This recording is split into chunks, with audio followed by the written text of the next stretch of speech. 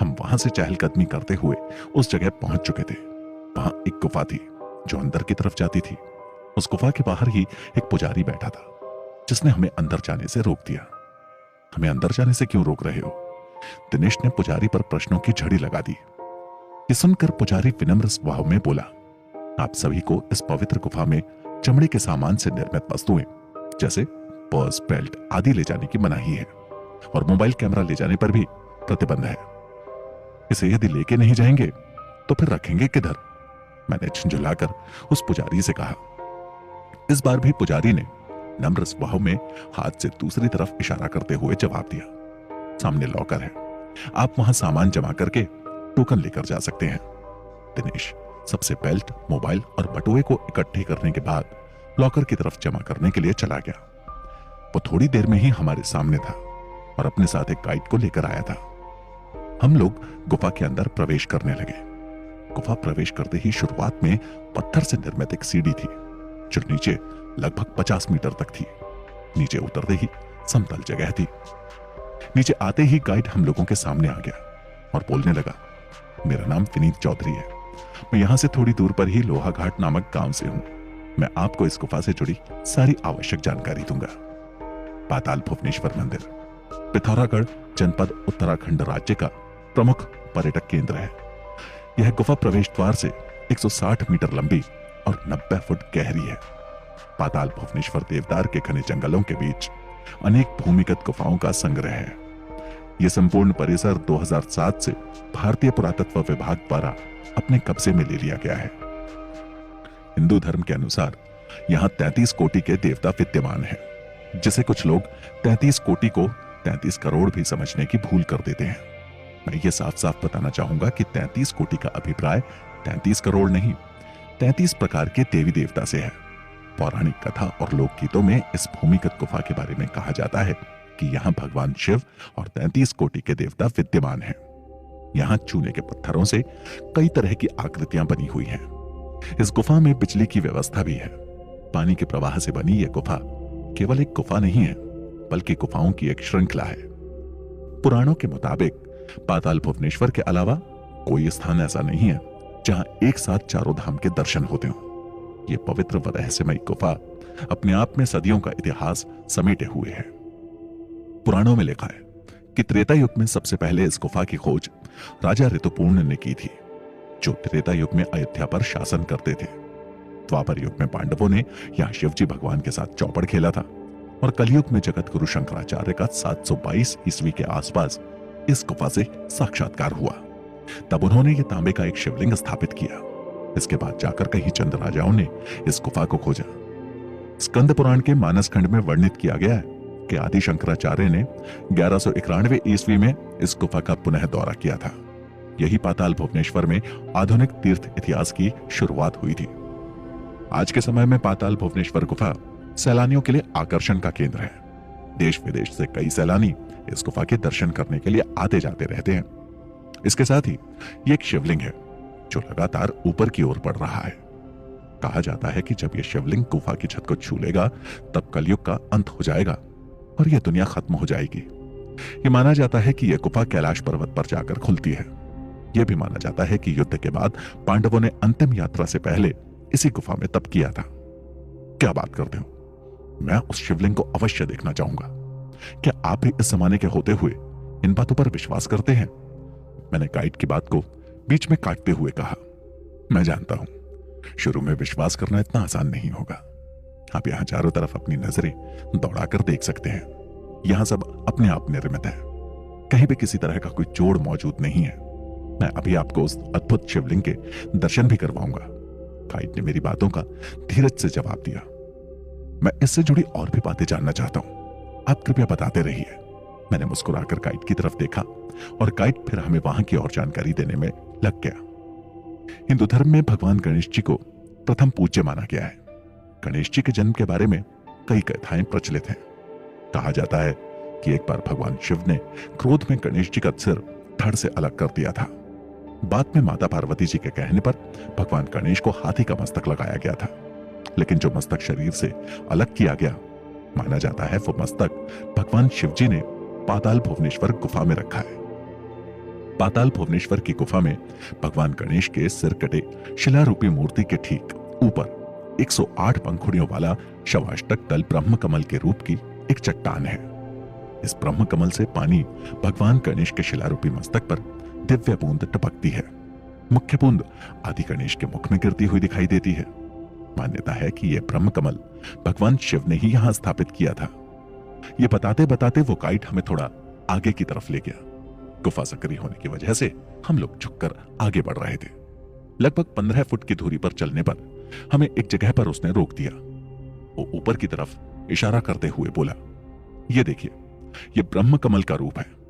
ध्यान से देखने पर आपको एहसास होगा कि उस ब्रह्म कमल से पानी की बूंदें टपक रही हैं, जो सीधे नीचे बने शिवलिंग पर पड़ती हैं। मुझे अपनी आंखों पर विश्वास करना मुश्किल लग रहा था, क्योंकि वाकई वो ब्रह्म कमल जैसा दिखने वाला पुष्प गुफा के ऊपरी भाग में ही बना हुआ था, जो कि पत्थर का होने के बावजूद भी एक पुष्प की आकृति का दिख रहा था। उसे देखकर साफ लग रहा था यह मानव निर्मित नहीं है, क्योंकि उसमें किसी भी तरह का जोड़ नहीं था।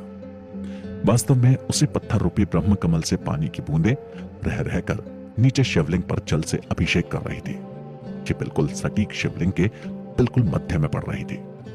ये देखिए, यही वो पत्थर है जिसका जिक्र मैंने थोड़ी देर पहले आप लोगों से किया था।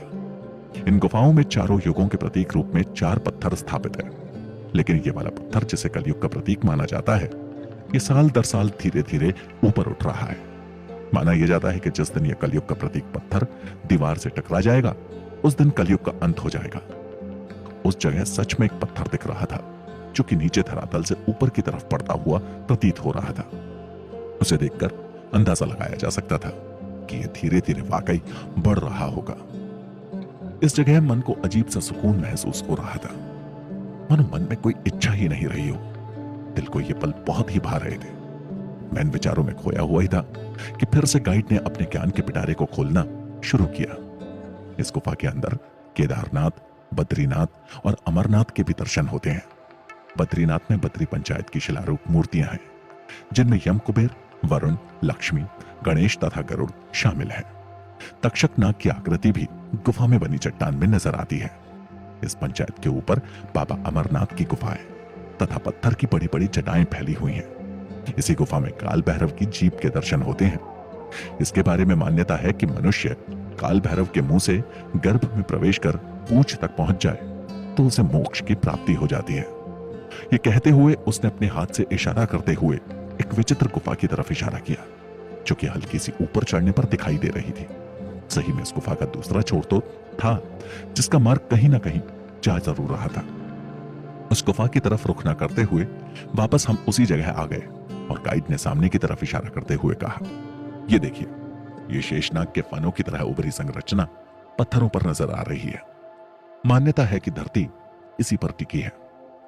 गुफाओं के अंदर बढ़ते हुए गुफा की छत से गाय के एक थन की आकृति नजर आती है। यह आकृति कामधेनु गाय का स्तन है। कहा जाता था कि देवताओं के समय में इस स्तन में से दुग्ध धारा बहती थी। कलयुग में अब दूध के बदले इससे पानी टपक रहा है। उसके ऐसा कहते ही मेरी नजरें उस ओर गईं। यह सारा नजारा वास्तव में मेरी सारी अफवाहों को सच करता हुआ प्रतीत हो रहा था। इस जगह की पौराणिक कहानियां इस गुफा में मौजूद साक्ष्य की वजह से मुझे अब वास्तविकता का एहसास करवा रही थी। इस जगह को देखने के बाद कोई भी व्यक्ति विश्वास कर सकता था। इस बात को मैं दावे के साथ कह सकता हूं कि बिना इस जगह को प्रत्यक्ष रूप से देखे यहां किसी भी कहानी पर विश्वास करना असंभव था। हम लोगों ने उस जगह का सूक्ष्म निरीक्षण किया और गाइड ने भी हमारा बखूबी साथ दिया। खड़ी में वक्त 4 बजे का हो चला था। हम लोग वहां से वापसी के लिए चल पड़े। करीब 2.5 घंटे में हम लोग लोहा घाट पहुंचे और वहीं रात्रि का खाना खाने का निश्चय किया। होटल में वहां सभी ने भरपूर खाने का मजा लिया और तकरीबन 8:30 बजे तक हम लोग चंपावत पहुंच गए। लोहा घाट से चंपावत मात्र 13 किलोमीटर की ही दूरी पर था। कमरे में आते ही सभी बिस्तर पर ढेर हो गए। मैं और भैया बीच वाले कमरे में सो गए। वहां एक डबल बेड लगा हुआ था। खिड़की से ताजी हवा आ रही थी। बिस्तर पर पड़ते ही नींद के आगोश में समा गए।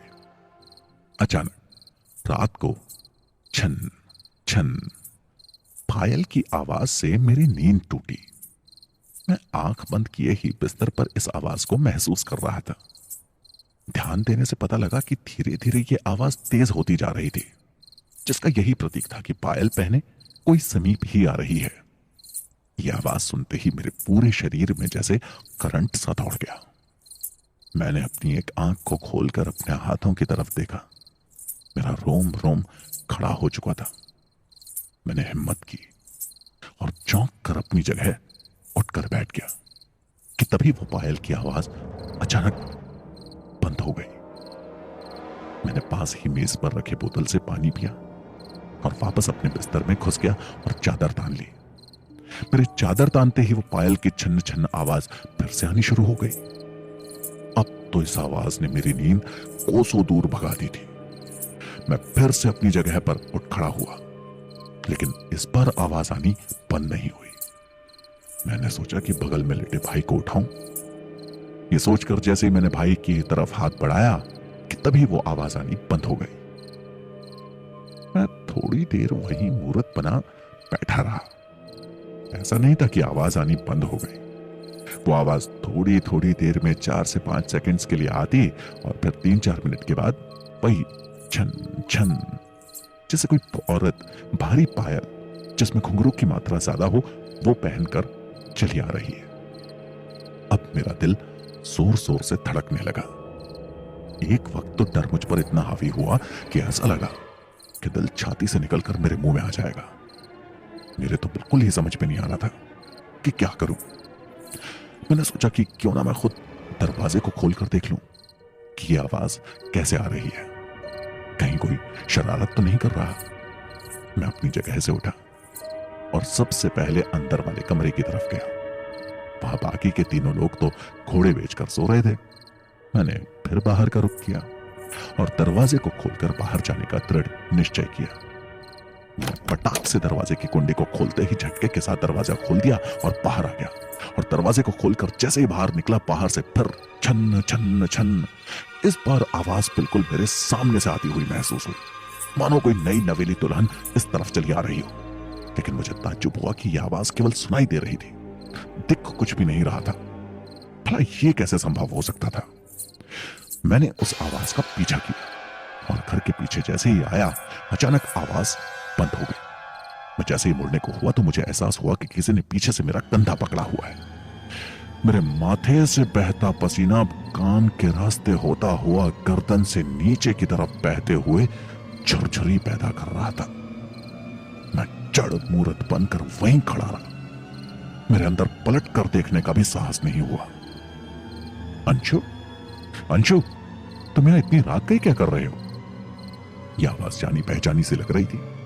मैं मन ही मन बजरंगबली को याद करते हुए पीछे की तरफ पलटा और पीछे पलटने के बाद आंखें खोली तो अवाक से रह गया। तू यहां इतनी रात को, वो भी घर के पीछे की तरफ, इस जगह पर क्या कर रहा है? मेरा भाई वहां खड़ा था और आश्चर्य से मुझे ताड़ते हुए पूछ रहा था।